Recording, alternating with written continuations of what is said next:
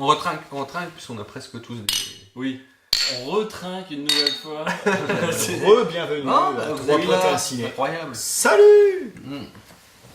Avec un nouveau concept Oui. qui est de vous parler d'un film peu connu, voire pas connu. Voilà, À c'est ça. découvrir. De 3 films qu'on aimerait vous faire découvrir Voilà. au cas où vous ne les connaissez pas. On en a pas trop parlé d'ailleurs. C'est vrai. Non, C'était on a un fait petit exprès peu pour en suspense. Ok. Est-ce qu'on a un ordre prédéfini? Non, Est-ce que tout à vous voulez fait. que je commence? Est-ce que Tu veux commencer? commencer La dernière vidéo aussi, je me souviens bien, tu avais déjà Mais commencé. oui, c'est pour ça. Je pense qu'il Faut faudrait changer. Peut-être faire Changer un tourner, petit peu, Donc Arnaud ou moi. Ouais, pierre feuille ciseaux. Tu décides. On peut faire un bien. Oh, Un c'est petit dur. pierre feuille ciseaux en direct. Attends, je cherche qu'est-ce que je vais jouer.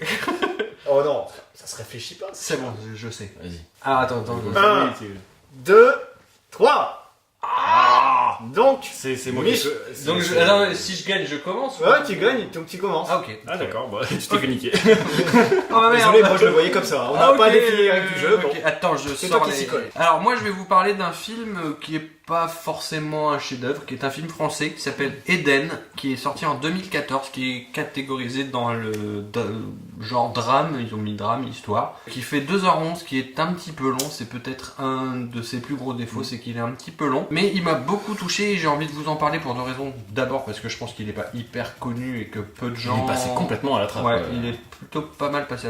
Tu l'as vu? Je ne connais pas du tout. Alors, on l'a c'est vu une parce grande que j'en découverte. avais parlé. C'est ça. C'est un film que j'ai envie de vous faire découvrir parce que déjà quand je l'ai vu, il m'a marqué et j'y ai pensé souvent après. Encore maintenant, de temps en temps, je l'ai vu il y a peut-être 2 ou 3 ans. Et c'est un film qui revient dans ma tête régulièrement et qui me pose question, que je trouve intéressant. Ça parle d'un étudiant, mais surtout DJ talentueux qui s'appelle Paul, qui fait régulièrement le mur pour assister à des soirées électro avec sa bande de copains. En particulier un ami à lui qui s'appelle Stan et avec qui il va former un duo qui s'appelle Cheers. Ouais, et dans les années 90, ils vont avoir beaucoup de succès, ce qui va donner naissance au mouvement de la French Touch. Et eux, leur délire, ça va être de mixer les anciens tubes disco qui ont cartonné dans les années 60, 70, voire 80, avec des sons plus modernes électro pour donner le mouvement qui s'appelle dans le film le mouvement garage. Oui, garage. Donc une bonne bande son. On va les suivre de la naissance de leur groupe à leur début jusqu'à ce qu'ils cartonnent dans les boîtes, jusqu'à aller jusqu'à New York présenter leur set, leur son, rencontrer etc. des gens. Et jusqu'à ce que ce petit mouvement parmi le gros mouvement qu'est la French Touch se casse la gueule. D'accord. On va suivre en parallèle des histoires de ce héros et de comment vont se construire sa musique, ses histoires d'amour. Donc c'est un mec qui construit entre la vingtaine jusqu'à la trentaine, 35 ans. On va le voir monter et puis se dégringoler. Et ce qui est rigolo, c'est qu'on va suivre en parallèle la carrière, mais alors, en parallèle et de très loin, la carrière des Daft Punk. C'est-à-dire qu'ils vont...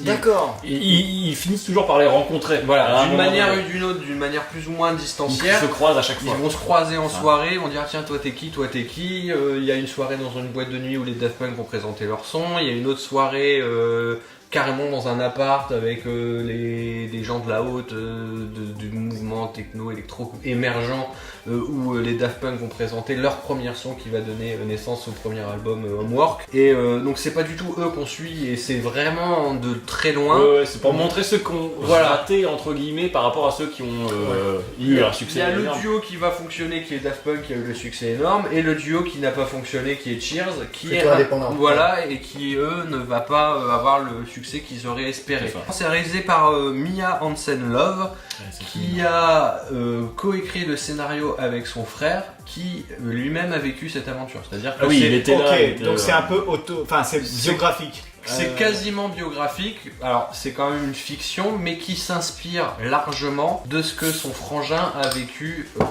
dans cette époque des années 90, de la montée de la musique électro, dance, French Touch, etc. Pourquoi ça me plaît ? C'est un peu les débuts des générations qui commencent à être paumées dans les années 90. Des gars qui ont sur le papier tout pour réussir, C'est ça. tout pour être bien, et qui finalement, parce que la vie est plus compliquée, les rapports avec les femmes, les Rapports rapports humains, avec ouais. le travail, les L'amitié. rapports humains en général, les rapports amitiés, sont de plus en plus compliqués. Et comment, quand t'as 20-25 ans, tu te dépatouilles de ça, tu Ouais. arrives à te faire une place Comment là-dedans. tu t'affranchis de tout ça, ouais. Voilà, comment tu peux faire face au succès. Un des gros défauts du film, c'est effectivement qu'il est trop long par rapport à ce qu'il raconte. Et en même temps, il est très touchant et très sincère sur le portrait qui est dessiné du héros donc qui s'appelle Paul, mais D'accord. c'est dû au fait que ça soit quasiment biographique de ce que son frère a vécu. Donc ça va avec les problèmes sentimentaux, comment quand tu as du succès et tu travailles dans le milieu de la nuit, tu peux grandir en même temps et devenir d'un jeune homme à un homme. Comment tu gères tes rapports avec les femmes, comment tu gères ton rapport au succès, comment tu gères ton rapport à la drogue qui est quand même un petit peu présent dans le film. Et cette décadence parce qu'ils avaient parié sur le mauvais mouvement mi-disco, mi-électro qui a connu un succès extraordinaire et qui finalement se casse la gueule face à de l'électro pur et des sons qui ont été repris et resamplés. C'est un des points forts du film, c'est que forcément traitant de la musique de manière assez juste et judicieuse, les morceaux utilisés sont très illustratifs dans La dans quête le du bon héros. sens, c'est toujours très juste par rapport À l'époque et puis à ce que ressent ouais. le mec et dans quel état d'esprit il est. En toile de fond, on va utiliser certains morceaux des Daft Punk parce que c'est les plus connus, mais aussi d'autres qui vont illustrer notamment les états d'âme du héros. Et en fait, j'ai été surpris par le fait que ça s'intéresse à un mec lambda finalement, monsieur tout le monde, qui est dingue de musique, qui ne vit que pour ça, qui galère pour ça, mais il se laisse emporter par cette folie qui a été fulgurante D'accord. et il se fait Ouais. bouffer par ça. Il persiste quand ça marche pas, c'est surtout Et, ça. aussi. et il a, quoi qu'il arrive, il croit en son truc C'est ça. et voilà. Alors je reviens à ce pourquoi j'aime le film et ce qui me paraît le plus judicieux ou intéressant là-dedans, c'est que je le rapprocherai pas mal de un de mes films préférés de Kubrick, c'est Barry Lyndon.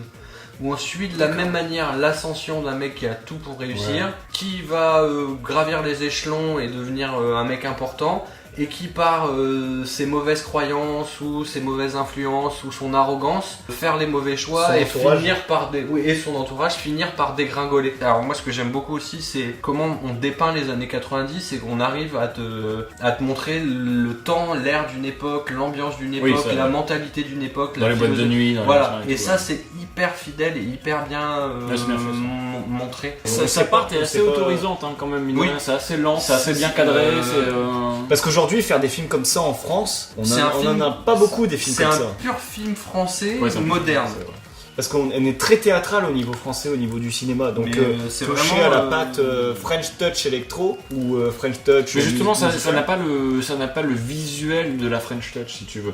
Ça reste un film d'auteur français, Ouais. assez froid, peut-être Mhm. même parfois, mais qui a son charme, parce que justement, t'as l'impression que... Parce qu'il y a un message derrière et que du coup elle prend son temps pour raconter le truc parce qu'elle aime ses personnages. J'ai l'impression même qu'elle aime plus ses personnages Ça- que la musique en elle-même. Ça mais manque bon, peut-être de distance aussi avec le sujet de C'est par ça. son frangin. Mais c'est un film Ah vraiment oui, à c'est voir intéressant, et oui, qui, Ah bah, qui va, écoute, qui va marquer et qui a un... Pour le qui coup, fait je le quelque connaissais chose. pas. Moi c'est un film qui a fait quelque chose quoi. Voilà. Ellipse. Et Arnaud, toi, c'est quoi ta découverte alors Ah moi, non, c'est un film que j'ai découvert il n'y a pas si longtemps que ça doit faire 6-7 mois, on va dire. Une période où, en fait, je cherchais, tu sais, les sensations que produisent des films comme Phantom of the Paradise ou The Rocky Horror Picture Show. Comédie musicale, Un peu baroque. mais un peu spéciale et tout. Après avoir cherché pendant je sais pas combien de temps, avoir fait toutes les comédies musicales possibles, imaginables, je suis tombé sur Population One, qui est un film de René Daalder, et c'est un film de... Attends, quelle année c'est qui est un film de 86 en fait. C'est une comédie... Encore Ouais, c'est un truc de dingue. Oui, les années 80. 86 Et, même. en fait, c'est une comédie musicale, punk rock, post-apocalyptique, en huis clos. Ah, ça alors mélange comme ça- déjà beaucoup de. Alors, ça donne envie et en même temps c'est un peu particulier, tu vois. Et c'est le seul film de son réalisateur. C'est l'histoire, donc c'est guerre nucléaire, un mec rentre dans un bunker, son bunker s'effondre et il reste coincé là. Et à partir de là, en fait, donc il est le dernier humain sur Terre, il en est persuadé. J'aime. Et en fait, l'idée, c'est que tout le long du film, il va rester dans ce bunker-là. Toutes les chansons qu'il va interpréter vont parler et de lui, de sa situation, de ce qu'il vivait, machin, et des États-Unis. C'est assez barré. Il y a un petit message subliminal. Enfin, même Ça plusieurs. parle énormément des D'accord. États-Unis. Je veux dire, la première fois qu'il rentre dans le bunker, il rentre pas tout seul. Tu vois, c'est un mec qui vient l'amener et c'est un mec qui est déguisé en Elvis et qui lui dit voilà, ça c'est le bunker, il y a ça, il y a ça, il y a ça. Et quand Elvis part, pouf, le mur s'effondre et il reste bloqué dans le bunker. Et lui il part pour X raisons, mais le fait c'est que on n'est qu'avec un seul personnage. On n'est qu'avec un seul personnage, mais il y aura d'autres personnages dans le film. Ok. Chaque chanson va en rapport avec l'histoire des États-Unis. C'est-à-dire, par exemple, il y a de la D'accord. country, bah, ça va être une chanson un peu sur le Far West, etc. Tu vois. Il y a tout un délire comme ça. Il va nous parler de ses amours avec une meuf vampire, enfin c'était des trucs un peu barrés comme ça, mais t'as une sensation où putain ça fait du bien, ça chante, ça danse, c'est un peu psyché, c'est un peu Et la borderline musique parfois. est vraiment prenante. Ouais, bah en fait t'es dans cette période en plus à ce moment-là où le punk s'associe aussi avec l'électro. T'as ce côté un peu synthétiseur, plus des mecs qui chantent de manière assez barrée, mais c'est pas de la oi, hein. Je veux dire quand je parle de punk, c'est pas tu vois, c'est vraiment un côté parfois ça déraille un tout petit peu, tu vois. En fait, l'idée du film qui me plaît énormément, déjà c'est un film très court, ça doit durer 1h10, tu vois. L'idée qui me plaît, c'est que dans la mise en scène, t'es scotché de A à Z parce que il y va, mais à merveille, quoi. Il fait des incrustations, il fait des effets. Quand il parle d'un personnage, on le voit apparaître, etc.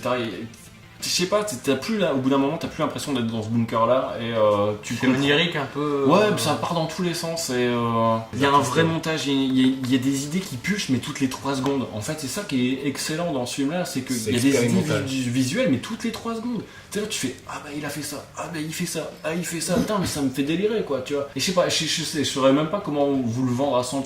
Ça ressemble à rien d'autre. Ça ressemble à rien d'autre, voilà, c'est ça l'idée. Un En peu fait, c'est pour ça que ovni. je parlais d'OVNI comme Phantom of the Paradise ou Rocky Horror Picture Show, ça ne ressemble à rien d'autre. Le mec à la réal, c'est-à-dire pas beaucoup d'argent, je crois que c'est plus ou moins autoproduit, réussit à faire des images, je mettrai des images en illustration, mais des images qui te marquent quoi. C'est Vraiment. onirique, un petit peu onirique, un petit Je sais peu. pas, c'est bizarre, tu vois la meuf vampire qui te chante des trucs et d'un seul coup ça se transforme en dessin animé puis ça revient en animation à la Terry Gilliam. Mais c'est pas trop maniéré du coup. Enfin, Bah, ça ça passe l'est un quoi. petit peu, mais c'est maniéré, mais parce que faut illustrer, Ouais, parce qu'en ouais, plus non, t'es dans mais le huis clos, quand- donc forcément Ouais. c'est difficile, tu vois. Ouais, mais maniéré comme ça, c'est pas maniéré pour moi. Oui, non, mais c'est du bon maniérisme. Décadent, baroque, et puis. Mais par exemple, si on pense à contraire, The Wall, que c'est. Ah, rien à voir. Non, je te mettrais plutôt Rocky Horror Picture Show et Phantom of the Paradise, vraiment, D'accord. pour le délire comme ça, où d'un seul coup, la caméra part dans tous les sens.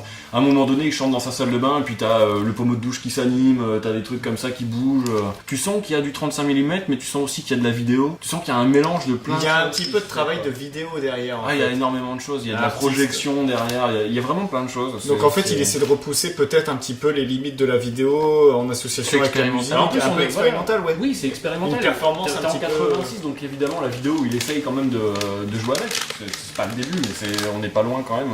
Déjà un film qui utilise la vidéo à cette époque-là, c'est déjà assez rare. D'accord. Et la vie du film, Alors ceux qui l'ont vu l'adorent. En général, c'est devenu très vite culte. D'ailleurs, il y a que un DVD américain, il n'y a pas de DVD français. Mhm. Donc, si tu le vois, c'est obligatoirement sans sous-titres, donc ça fait un Ah, peu chier. Tu Si vois. tu vois la page Wikipédia, déjà, elle est rien qu'en anglais. hein. Tu l'as vu en Je l'ai VOS vu sans sous-titres, quoi. sans sous-titres. Bah ouais, D'accord. j'ai pas le choix. Très imagé, très pictural, donc pour Ouais, le coup. tu peux te laisser aller parce que finalement, bon bah une chanson, tu peux vite comprendre les paroles quand même quand tu parles un petit peu. Enfin, quand tu comprends l'anglais, c'est assez facile. Non, bah écoute, très bien. J'espère que je Écoute, vous ai donné envie. ouais. C'est pas facile à Ouais. vendre. Hein. C'est pas Non, facile non, à mais vendre, par contre. mais je mettrai des images pour que les gens se rendent bien compte de l'effet C'est vrai visuel qu'il y a que derrière. En fait. c'est vrai que moi je ne connaissais pas du tout ce film. une petite œuvre d'art quoi. C'est ça, ouais, c'est Un petit l'œuvre d'art ovni. complètement inconnu et qui fait du bien. Donc c'est pour ça que je voulais en Ah parler. bah écoute, merci Arnaud pour cette Mais je proposition. t'en prie. Ça va nous permettre justement de découvrir, d'explorer un peu plus notre monde musical. C'est à moi de me coltiner pour la fin alors. 10-4. Ellipse. Bah alors moi je vais vous parler du film qui s'appelle Oh là là là. L'échelle de Jacob, réalisé par Adrian Lin. Donc Adrian Lin a réalisé Flashdance. Tu es a, très bien. a Un réalisé excellent Flashdance. Moi, je suis a d'accord, réalisé ouais. 9 semaines et demie, Liaison fatale, donc que des succès au box-office. C'est un hein. truc de gonzesse. Et il s'est perdu. Il a réalisé un film, donc avec le scénariste, je ne sais plus comment il s'appelle, Bruce Joel, Joel Rubin. Rubin, qui a fait le scénario de Ghost avec Patrick Swayze et Demi Moore. Tout Et- se recoupe hein. Et donc tout se recoupe. Alors je vais vous parler de l'échelle de Jacob. Alors pourquoi ce film à découvrir? Parce que ce film-là a lancé la mode de plein de films dans les années 90 et années 2000. Alors, l'histoire de l'échelle de Jacob, réalisée par Adrian Lin, c'est l'histoire d'un mec qui travaille comme employé de poste, Jacob Singer, et en fait, cet employé de la poste est en proie à des cauchemars qui mêlent passé, présent, futur, etc. Et donc, bah, il repense à la guerre du Vietnam, il repense à la mort de son fils il y a quelques années. Tout ça s'entremêle par rapport à ces cauchemars et il a l'impression d'être suivi par des démons. Bref, on va s'arrêter là. L'histoire, c'est ça. Ouais, c'est ça. Je ne voudrais pas vous résumer Ah non, le film il- parce ouais, que celui-ci, ouais, parce que ouais, ce ouais. film-là, c'est un ovni. Mais un véritable ovni, c'est un de mes films préférés, je préfère vous le dire tout de suite. Pour faire simple, il a inspiré Sixième Sens, le jeu vidéo Silent Hill, Donnie Darko, Usual Suspect et tous les films à twist. Alors là où je voulais en venir, c'est que c'est le premier film qui a utilisé le twist. Mais il y a des films comme Usual Suspect où la fin remet un petit peu en question le film, mais ne redéfinit pas le film. Là où est fort l'échelle de Jacob, c'est qu'il procure une nouvelle vision après chaque vision. J'ai un écho avec l'armée des 12 singes. Et tu vas voir ce film-là avec un premier prisme, tu crois que tu as tout maîtrisé. Voilà, le cheminement du héros, etc. Et à la fin, boum, t'as le pavé dans la mare. Tu le regardes une deuxième fois, et là c'est un tout autre film. Tu dois décrypter chaque détail, chaque situation, chaque scénette. Et à chaque fois, ça t'amène sur une situation nouvelle. Et ce qui fait que le film n'est pas perceptible. Il a inspiré multitude de films et il a été très méconnu. Le public l'a boudé parce que ils se sont dit c'est Adrian Lyne qui réalise, putain Flashdance, etc. Les gens, la plupart du temps, n'ont rien compris. Ça a été un succès critique, toute la presse l'a encensé, ils se sont même demandé mais pourquoi on n'en parle pas plus. Et ce film est vraiment, vraiment un chef-d'œuvre. Et ce qui est impressionnant, c'est que le film, il a au moins 10 pistes de lecture différentes. Donc c'est-à-dire que c'est une œuvre d'art, telle personne va le voir comme ça, telle personne va le voir comme ça, et donc on n'a jamais vu un film comme ça. Quand on regarde Sixième Sens, on crie au génie, oh le film remet en scène tout le truc, mais ce qu'il faut savoir, c'est que l'échelle de Jacob, ça a été le pionnier. Et je vous mets au défi, vous, d'en trouver un qui a fait ça avant ce film. L'échelle de Jacob. Déjà, l'échelle de Jacob, c'est très propre, c'est très biblique. Jacob, etc. Je vais pas aller plus loin, mais si vous faites des recherches, vous trouverez. C'est un gros truc. Mais t'as la guerre du Vietnam, les expériences qu'on a fait sur les soldats pendant la guerre du Vietnam, la manière de raconter le récit, le jeu d'acteur, les hors-champs qui ont énormément la caméra, des grands angles, les grands angles. Et là, je te rejoins sur l'armée des 12 singes. Il y a une scène qui est particulièrement psychotante. C'est quand il se retrouve au bord de la folie, il se retrouve dans un hôpital psychiatrique. Et là, j'ai jamais vu un hôpital psychiatrique aussi délabré. Et j'ai l'impression de voir Silent Hill avec des chaises roulantes qui tournent et tout sur le sol, les murs qui s'effritent, qui sont sombres. Tu penses à Silent Hill. Et tout le monde est d'accord pour dire son statut de film culte. Ça c'est. Oui, beaucoup de gens sont d'accord. Donc voilà, je voulais vous en reparler. Il date des années 90, mais rematez-le. Et réessayer de le resituer dans son contexte et par rapport aux films qui ont suivi par la suite. Parce qu'il a montré la voie. Voilà pourquoi je voulais vous en parler. Putain, c'est beau. Ah, magnifique, quelle passion.